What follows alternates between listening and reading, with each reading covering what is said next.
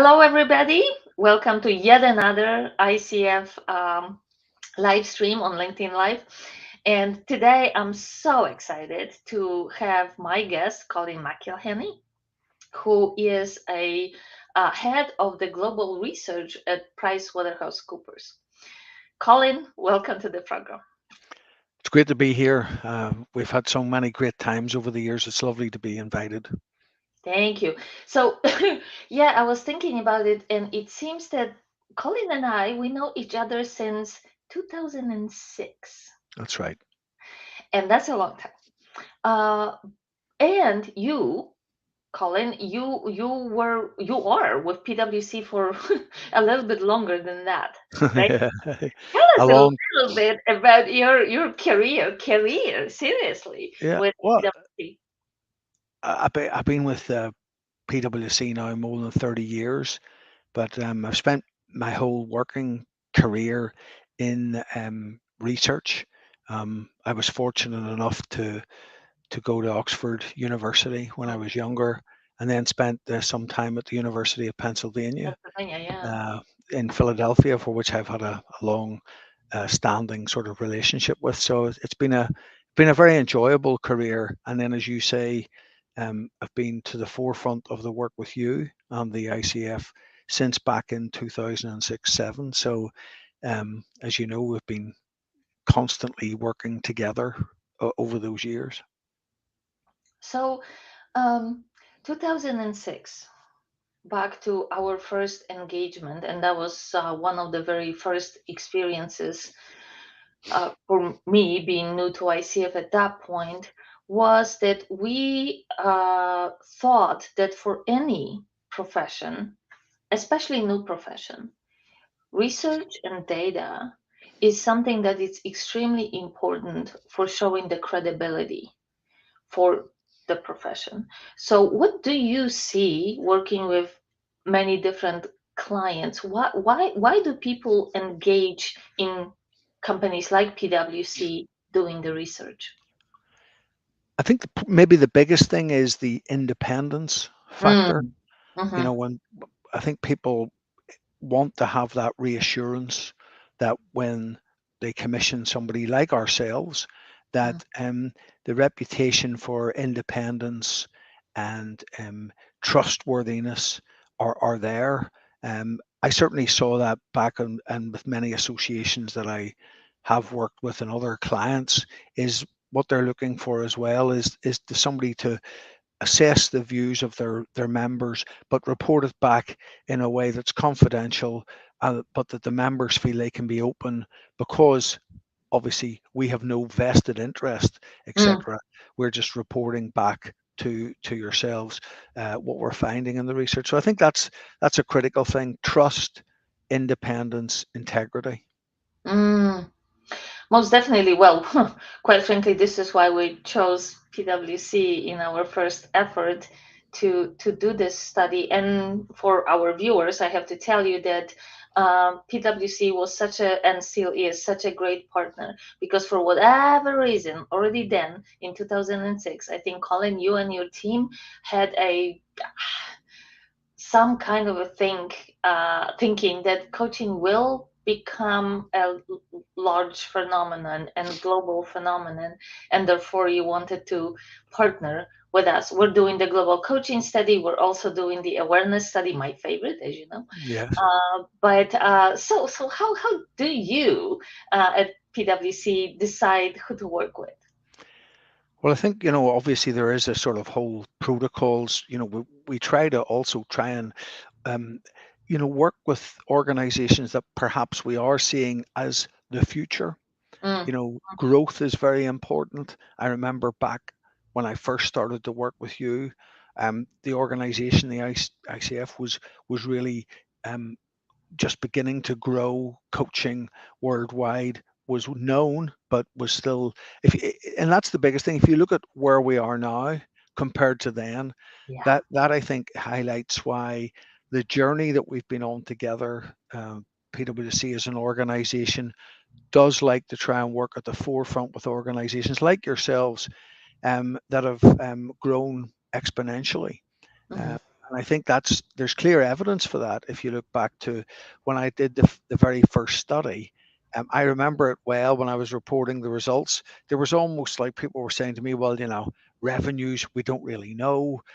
Revenue, we haven't been trying. But we were able to get a baseline even back then. And now, of course, the global coaching study, I think, is established as certainly one of the definitive pieces of work Absolutely. that people refer to. So I think that explains a lot of the success of the collaboration. Yeah, and what I absolutely love about our cooperation is that we can, to a certain extent, compare the results from study to study and see the progress, see the changes, and that's painting a story, right? Yes. So part of it is to report the data, but big part of it is to see, and what does it mean? What does it mean for the purchasers of coaching, clients? What does it mean for the providers of coaching, professional coaches? Yeah. Yeah. I think definitely. I mean, I think this latest piece of work that we did, Mm, if you look at the way, if you compare over time, when we started it, the global coaching study was being commissioned um, every sort of 4 years or so, right? But now what you see is we made a big change in association with yourself and discussing it to make it more agile, yeah. more sort of like I described it once in its original form like an ocean going liner. It had everything on board, but it took a long time to turn around, whereas now we've sort of switched that model to like if you know as people watching this, it used to be 6 months of field work. If It's no now more. Yeah. 6 weeks. Yes. It's down to, but we still were close to 15,000 respondents. So it's one of the best responded to pieces of work that we undertake worldwide, and I think that goes back to the discussion you had at the start with me about people look at it and they want to take part. It's a voluntary thing, but Yeah. we as soon as those doors open on the survey, they take part remarkably quickly. Again, for our listeners and viewers, when we still worked from the office, we had the big map of the world, and then Yes. we would mark the countries that responded with more than 100 responses, because that was a good place for us to know that we can actually have a data set for their respective countries, which is Well, fantastic. I mean, I was in sort of getting ready for this discussion with you today. I was looking back at it. There was 157 countries took part in the last study. It's almost easier to name the countries that we That I'm didn't have not, right? respondents from. I mean, it's such a truly global effort. Yeah, and I think that also what it means is that coaching is truly a global phenomenon. When I first started with ICF, we had about 8,000 members, and we're predominantly North American. And now, as you said, so many countries responding. Right now, we have over 62,000 members in 170 countries. It is global. So I have to give it to the founding mothers and fathers of this organization to had a foresight to call it International Coaching Federation from the very beginning. Is there something that you see with the professions becoming more international or global that changes the responses to those surveys? Yeah, I think particularly in the work we've done with you, there's been a few things that have encouraged people. There's been a specialist way we did it in conjunction with you. So if you were able to get 100 members, or sorry, 100 respondents from a particular country, you became into the 100 club. You get a particular cut of your data, and you could see that people were really keen to be part of that club. And people, I remember at one of the meetings, everybody standing up and ovation for those that had made it. I think things like that, outreach measures, using the chapter leaders, Yes. and the fact also as well that part of this that it's worth mentioning for everybody, it's not just an ICF member study. That's very important. It's a truly global study because between 25-30% of the people who take part are not in the ICF. They're coaches and they get it because other coaches are sending them the link to the survey, which is a very, very good way of so I see that a couple of techniques that have been used that have made the survey truly global and inclusive as well. It's very important, I think, to present it as uh, a definitive global survey of coaching rather than an ICF Hmm. only initiative. So it's just very important that. Yeah, you mentioned that credibility and neutrality of the third party, right, doing the research. But let's for the second go to the survey because Sure, for two reasons. One, we did not do this survey since the before the pandemic, that's right. right? And it's like two different worlds, honestly. And second, because with that new approach to those surveys, we are asking a specific question about a specific aspect of coaching that we are interested in getting the input from our members and professional coaches. So when you first shared with us the preliminary data, it was like, what? Did we really grow so much over the years of the pandemic? And it seems coaching did. What do you make out of that? Well, is the sort of $64,000 question. I think is because I think often as well people imagine that maybe myself and others have only been working with organizations that have had, as they say, inverted commas, a good pandemic. But I've been working a lot on the leisure side, Mm, hotels, cruise liners, and stuff like that, which obviously were very badly affected. But mm, if you just look at the latest numbers, the fact that global revenues were up 60% since 2019, um, clearly coaching has come out the other side of the pandemic in a very strong position. I think one of the reasons that we know that is we were doing work with you, like little snapshot type surveys during the pandemic, keeping the right. light on, Yeah, making indeed. sure that people still kept in touch. But all the key metrics were so strongly up. So global revenues up to over $4.5 billion, Dollars. up 60%. Average incomes up. Average fee per hour. All the key metrics were trending in the right direction, which is very different from many other sectors that I would have Mhm. been working in. So coaching has proved to be resilient, but also I believe because it's been attracting in new talent as well. I think there's clear evidence. Over 100,000 coaches now. That's a way up on what it was. So a lot of people are coming in to the profession, um, and obviously some of that has to have been during the pandemic and coming out the other side. So it stands out as a bit of a beacon for a sector that has come out of the pandemic very strongly, as opposed to many others where I would suggest that they're still in sort of recovery Yeah, strategy. yeah, yeah. It's super positive. Just judging by ICF alone, we saw a huge influx of coaches and influx of people who went to gain their credential, which is great. And we also know anecdotally and otherwise that um, during the pandemic, so many organizations, especially, realized that they needed to give some sort of support to their people at any level of organizational hierarchy, right? The coaching was really filling that gap. Hmm.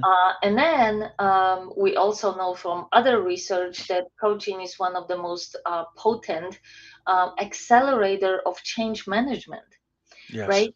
So again, coming out of uh, the pandemic, so many organizations had to change the ways they do business, which meant change management initiatives, which meant they seriously needed coaches to support them.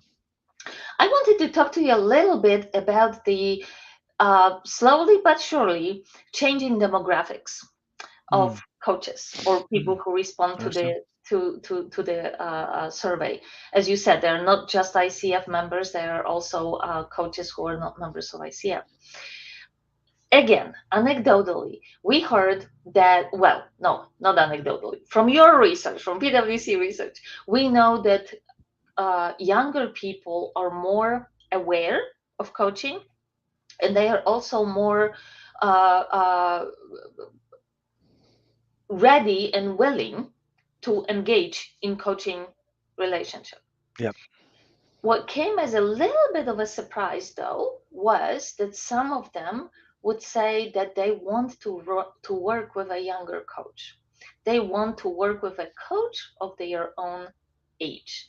This is more anecdotal, but they basically said, we cherish our mentors, we cherish our managers, and for a coach, I want somebody who lives in the same reality, that I do not need to explain what I mean when I say this is my life. So do you see it in other industries as Yeah. well? Yeah. I mean, I'm actually sitting in the Belfast office here of PwC. I'm looking out here at the floor. I was just chatting to a lot of people.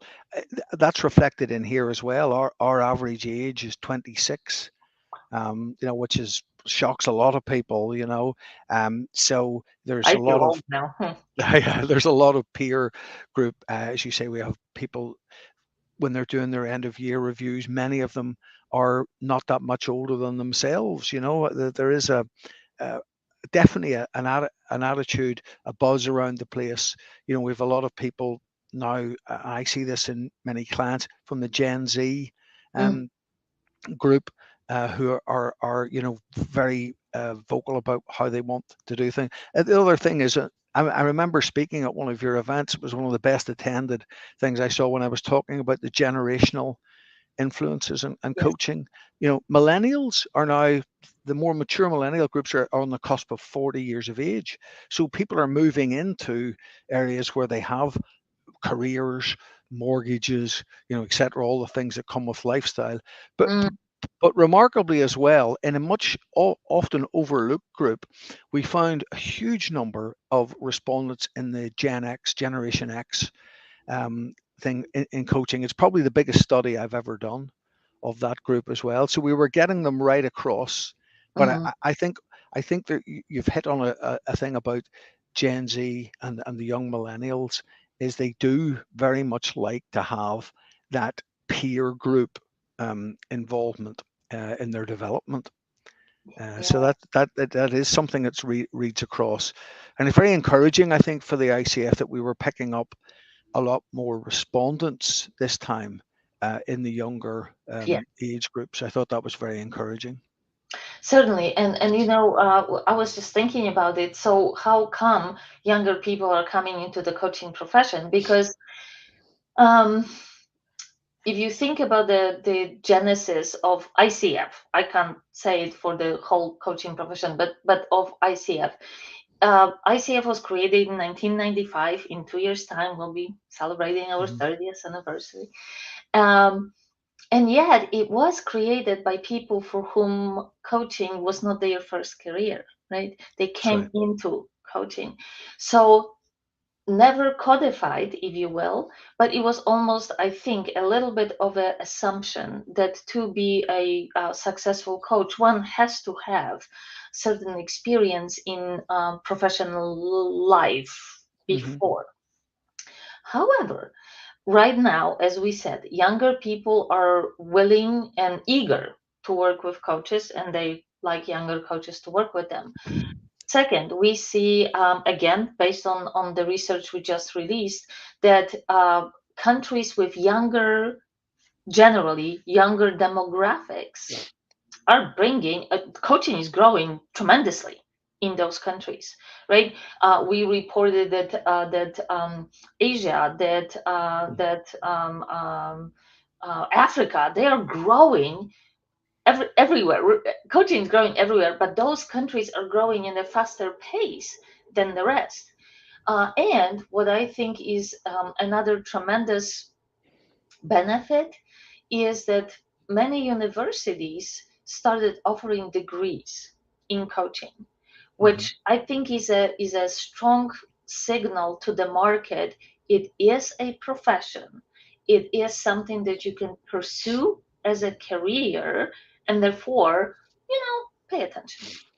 I, I, I couldn't agree more. I think when you look at the geographical expansion and you look at the boom in Asia and in Africa, Africa, etc. You see, that's Middle the East. crucial thing. These are the areas that you have a youngish demographic, but also as well, I think it feeds into. I notice when I'm working a lot with our younger people, they like the idea of credentialing. They like the idea of Mm, things being recognized. And if you look at it, a key stat I picked up on in 2015, um, just 69% of people expected the coaches to be credentialed that they dealt with. That's up now to 85, yeah. 85%. Yeah.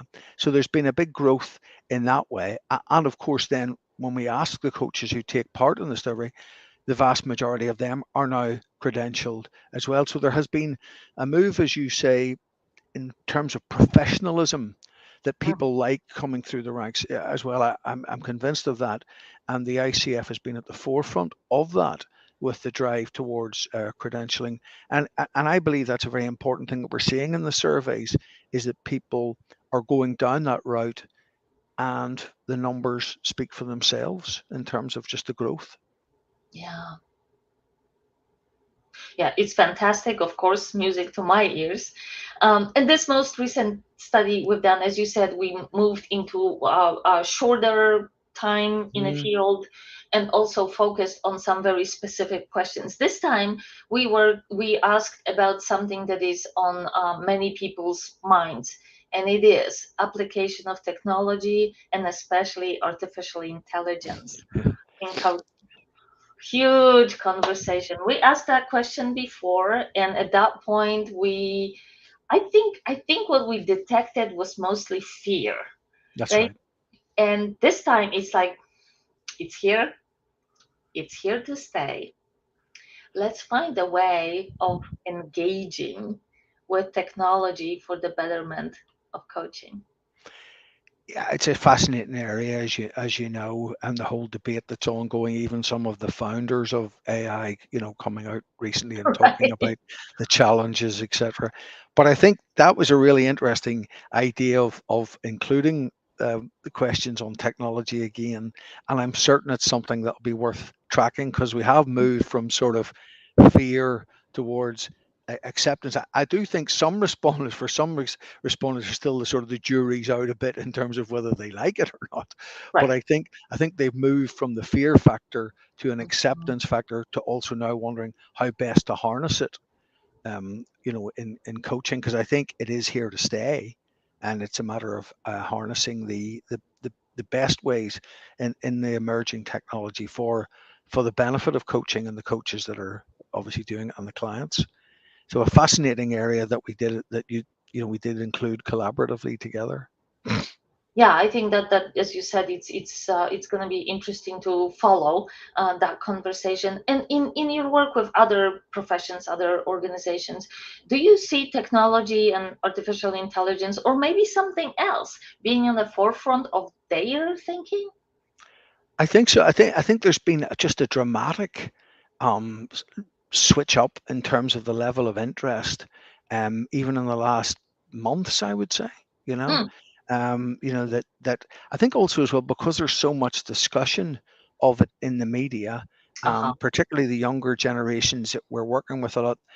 They're all over social media, etc. Mhm. So I think it's a fascinating thing to see who will be come out as implementing it in a way that is beneficial not just to the members but to more widely society as a whole. We're certainly that's the challenges I think many companies face at Mhm. at the moment because it's a rapidly evolving.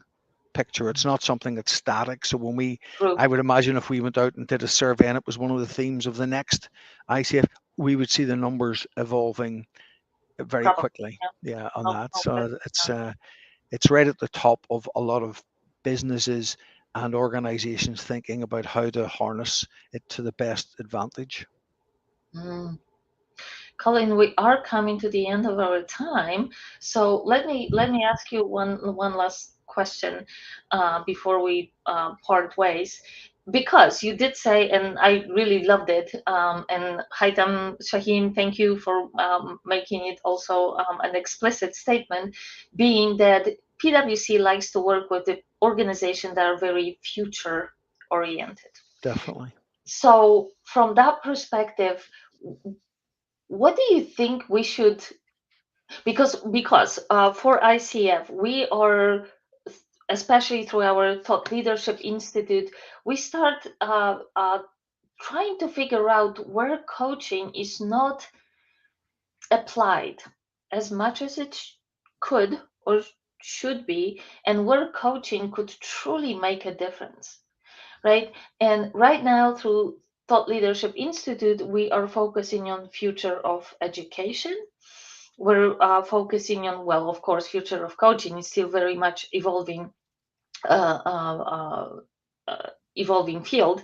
Uh, Planetary ecology, and of course technology. What other facets do you see in your research that people are exploring that maybe we should, as an organization, well, I forgot the Mm. coaching in social sector as well. So where else do you think we should perhaps be inquiring about the applications of coaching that can make a difference, very much aligned with our vision of coaching being transformative?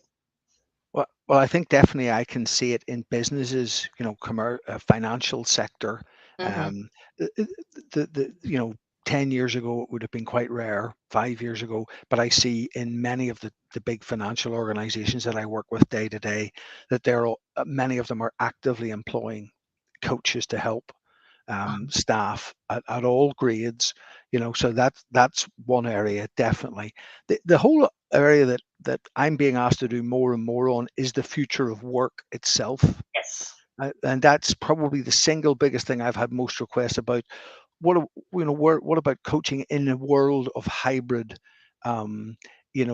work patterns? Definitely. We're all on the front line on that at the moment. There's a huge amount of research going into what the people actually want from the world of work.